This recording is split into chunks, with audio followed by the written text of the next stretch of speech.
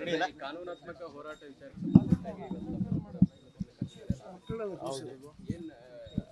ಗೊತ್ತಿಲ್ಲ ಏನು ನಮ್ಮ ಲೀಗಲ್ ಟೀಮ್ನವರು ಏನು ಅಡ್ವೈಸ್ ಮಾಡ್ತಾರೆ ನೋಡೋಣ, ಅದ್ರ ಮೇಲೆ ತೀರ್ಮಾನ ಆಗುತ್ತೆ.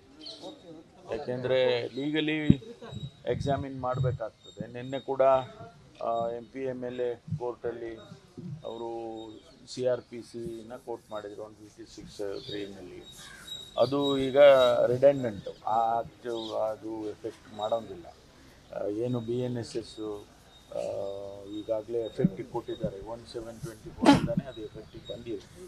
ಅದರ ಅಡಿಯಲ್ಲಿ ಕೊಡಬೇಕಾಗಿದ್ದು ಅಂಥದ್ದು ಕೂಡ ಈಗ ಚರ್ಚೆ ಆಗ್ತಾ ಇದೆ.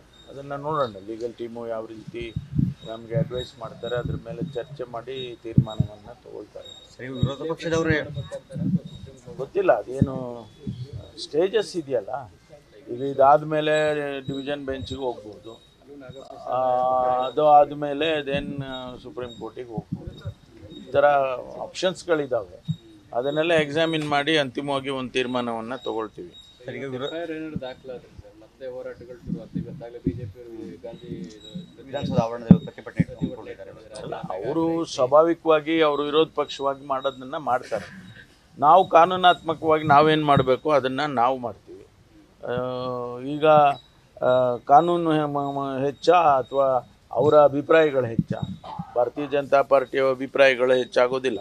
ಕಾನೂನು ಈ ದೇಶದಲ್ಲಿ ಕಾನೂನು ಹೆಚ್ಚಾಗ್ತದೆ ವಿನಃ ನಮ್ಮ ಅಭಿಪ್ರಾಯಗಳು ಹೆಚ್ಚಾಗೋದಿಲ್ಲ.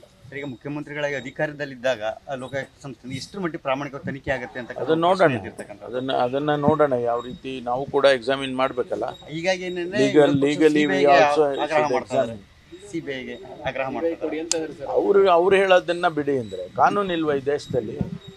ಕಾನೂನು, ನಾನು ಅದೇನೇ ಹೇಳಿದ್ದು, ಕಾನೂನು ಹೆಚ್ಚಾ ಅಥವಾ ನಮ್ಮ ಅಭಿಪ್ರಾಯಗಳು ಹೆಚ್ಚಾ ಅಂತ. ಭಾರತೀಯ ಜನತಾ ಪಾರ್ಟಿಯವರು ಸ್ವಾಭಾವಿಕವಾಗಿ ಮುಖ್ಯಮಂತ್ರಿಗಳನ್ನು ಇಳಿಸ್ಬೇಕು ಅಂತೇಳಿ ಇಲ್ಲ ಸಲ್ಲದ ಆಪಾದನೆಗಳು ಮಾಡಿ ಇದನ್ನೆಲ್ಲ ಮಾಡಿದ್ದಾರೆ. ಆದರೆ ಕಾನೂನು ಇದೆಯಲ್ಲ, ಕಾನೂನಿನ ಮುಂದೆ ನಾವು ಕಾನೂನಿಗೋಸ್ಕರನೇ ನಾವು ಹೋರಾಟ ಮಾಡ್ತಕ್ಕಂಥ. ಈಗ ಮೂಡಾದಲ್ಲಿ ಹಗರಣನೇ ಇಲ್ಲ ಅಂತ ತಾವು ಹೇಳ್ತಾ ಇದ್ದೀವಿ, ಬಟ್ ಇದನ್ನ ಕೋರ್ಟಲ್ಲಿ ಕನ್ವಿನ್ಸ್ ಮಾಡೋಕ್ಕೆ ಯಾಕೆ ಸಾಧ್ಯ ಆಗಿಲ್ಲ? ನ್ಯಾಯಾಧೀಶರು ಕನ್ವಿನ್ಸ್ ಮಾಡಲಿಕ್ಕೆ ನೋಡಿ, ನಾನು ಈಗ ಕೋರ್ಟ್ ನೆನ್ನೆನೂ ಹೇಳಿದೆ, ನಾನು ಈ ಜಡ್ಜ್ಮೆಂಟ್ ಬಗ್ಗೆ ನಾನು ಕಮೆಂಟ್ ಮಾಡೋದಿಲ್ಲ. ಇಷ್ಟೇ ಹೇಳ್ತೀನಿ, ನಮಗೆ ಸಮಾಧಾನ ಇಲ್ಲ, ಅದ್ರ ಬಗ್ಗೆ ಕಾಮೆಂಟ್ ಮಾಡೋಕ್ಕೆ ಹೋಗೋದಿಲ್ಲ. ಅವ್ರ ಅಭಿಪ್ರಾಯ, ಅವರು ಜಡ್ಜ್ಮೆಂಟ್ ಕೊಟ್ಟಿದ್ದಾರೆ, ಆದರೆ ನಮಗೆ ಸಮಾಧಾನ ಇಲ್ಲ.